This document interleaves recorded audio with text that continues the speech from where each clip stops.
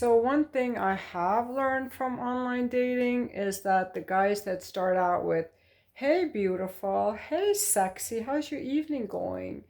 It's just very casual, and while I like that very playful vibe and it's super fun and inviting, I've learned that that is fuckboy talk.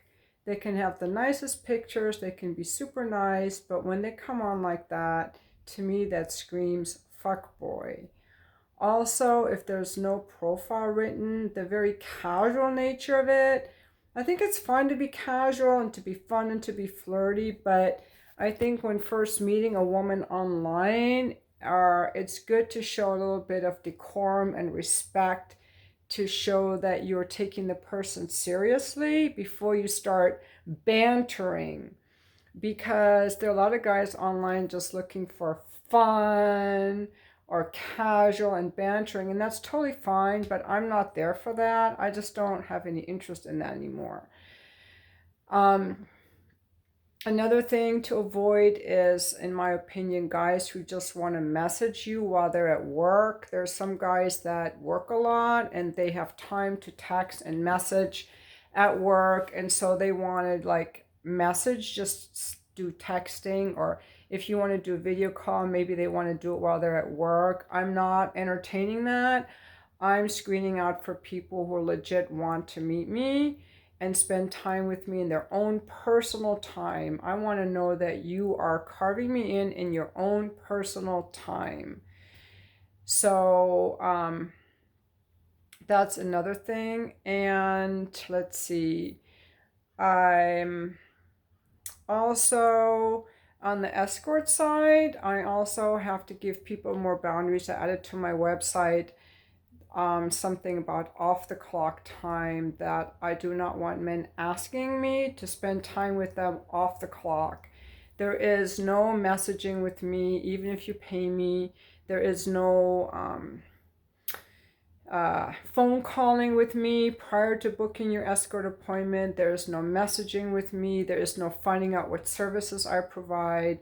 And there is no time for me to socialize with you outside of the appointment. I have been known to spend time with men sometimes after the appointment if I'm in the mood and they're in the mood. It's pretty rare, but I would say like last week I did it like with almost all of my clients, that I spent some time with them, talking with them after the appointment, because I'd taken a week off and I was just like hungry for adult conversation.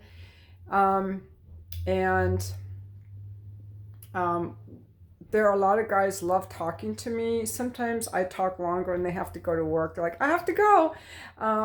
But often it's me the one saying you have to go. They're very respectful of the time. But with that, what I want to say is that in my escort appointments, for gentlemen who enjoy conversations with me, because it can get very interesting, all the stuff I like to talk about, I suggest that they book longer times with me.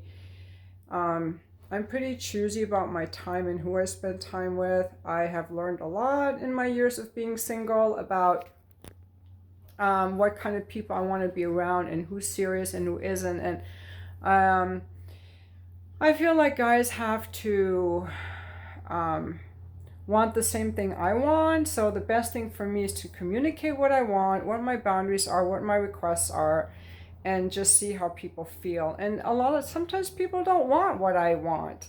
You know, I make a request and they don't want it, and sometimes I'm disappointed if they don't want it. Like the gentleman today, he started out saying, "Hey, sexy," and while it was super fun, that kind of a message, it's just too casual. So I said, I don't like to be called sexy, and I guess it kind of turned him off, but he kept the conversation going. Then he admitted that it had turned him off, and that's fine. I totally get it. So I was a little disappointed because his pictures were cute, but I do not. I'm going to ask for what I want, and if that offends you, then I'm just not the right woman for you. I'm gone are the days where I'm like, I need to get this guy, and what did I do wrong to not get this guy? For me, it's about, this is how I want to be treated. These are my standards, and if that offends you, then you're not the right guy for me. I'm not the right woman for you. So that's just how it goes. Um, Yeah, there are so many people online though.